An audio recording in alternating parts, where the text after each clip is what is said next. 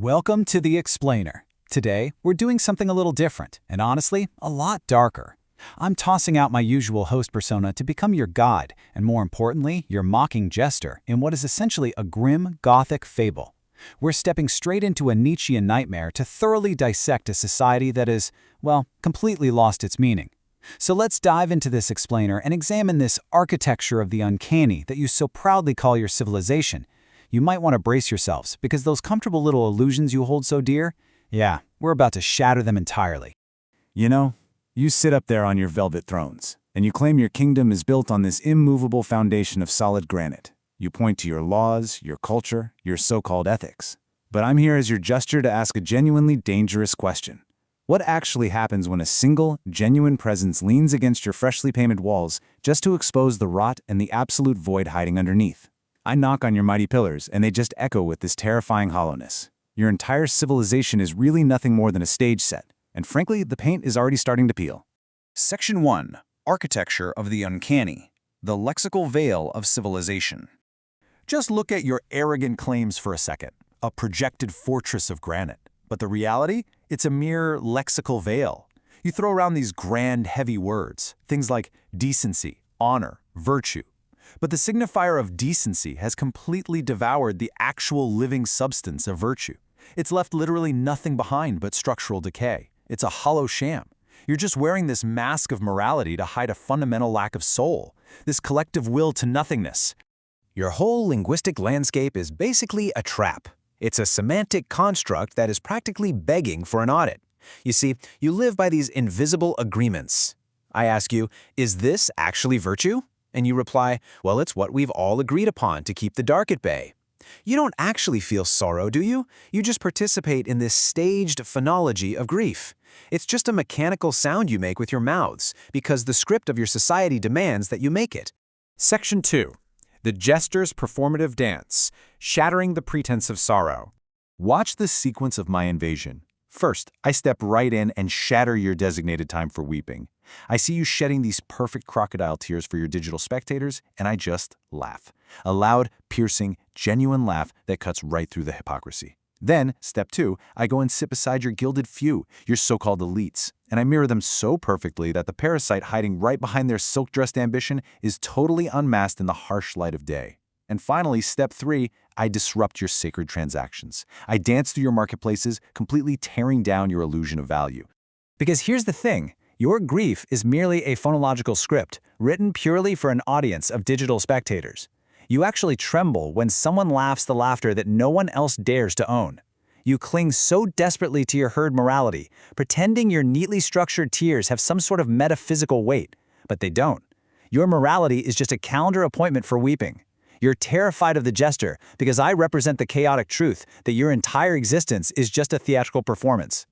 And by screaming teleological questions right in the middle of your commercial shrines, this explainer forces you to look straight at the nothingness your transactions were designed to cover up. I scream across the aisles, "Why are you buying this? What massive abyss are you trying to fill with all this gold and silk? You just trade coins to distract yourselves from the terrifying freedom of existence." But that void, it remains. And it echoes back every single teleological question, those questions of ultimate purpose that your society flat out refuses to answer. Section 3. Enter the uncanny witness, the cold light of the Inquisitor. Now, do not mistake the arrival of the Inquisitor for your salvation. He emerges from your mechanical performance of order to refract the light of my mirror straight through your royal halls. He's here to conduct an ontological audit, an audit of your very being. He completely dissolves that semantic veil, so there is no longer a safe, comfortable distance between the observer and the observed. You cannot hide behind your grand, shiny titles when the Inquisitor is actively searching for the literal, etymological root of your societal rot. Together, the jester and the Inquisitor ensure your hollow sham can never, ever hide again. We take your weaponized fake smiles and we carve them into permanent scripture so everyone can see the lie. We prevent you from categorizing yourselves behind your false syntax and your empty grammar. Together, my mocking dance and his cold documentation merge into this singular, undeniable, genuine weight that forces you to confront reality. Section 4. The Ontological Audit. Confronting the Mechanical Order. Just behold the High Minister for a second. a truly pathetic figure clinging to the mere grammar of a totally failed kingdom. Picture this: I lean in close to him in the royal court, the Inquisitor's cold light illuminating his sweating brow, and I ask him, "Tell me, High Minister, is this the grand weight of your authority?" And he just stammers. He obsessively straightens his cuffs, muttering on about procedure and decorum. I mock him right there. Look at your mechanical order. Your repetitive straightening of a cuff is literally the only liturgy left to your paralysis. It is the only religious rite you have left in a society totally paralyzed by its own emptiness. Then I turn my bells and my mocking grin right to the Lord Chamberlain. I snap my fingers right in front of his face. "And you, my Lord Chamberlain, where is your conviction?" But nothing. His eyes don't focus. He stares right through me into the middle distance. And that empty stare completely proves that the space where your authority once resided is now absolutely hollow. It's an ocular confession. His very eyes are admitting that there is nothing inside him but an ontological nothingness. He's the ultimate last man, just blinking blankly as the kingdom crumbles around him. So hear this truth loud and clear. You possess absolutely no divine right. You just collectively conspired to drop the heavy stone until the kingdom's syntax broke. The stone of truths was just too heavy for your weak performative hands to carry. So, like a cowardly herd, you all just dropped it. You ignored the foundation of real meaning and you opted for comfortable lies instead. Right up until the very grammar, the fundamental rules of how your civilization operates, just snapped under the immense strain of your self-deception. Section 5. A joke half told. The collapse of sanity. Now witness the ultimate collapse. Your desperate signifiers of sanity completely shatters against the crushing reality of documented hollowness. Sanity itself becomes an absurd, laughable concept when it's entirely based on a shared hallucination. Your rules, your logic, your carefully maintained composure, it all just caves in under the unblinking eye of the Inquisitor's ledger.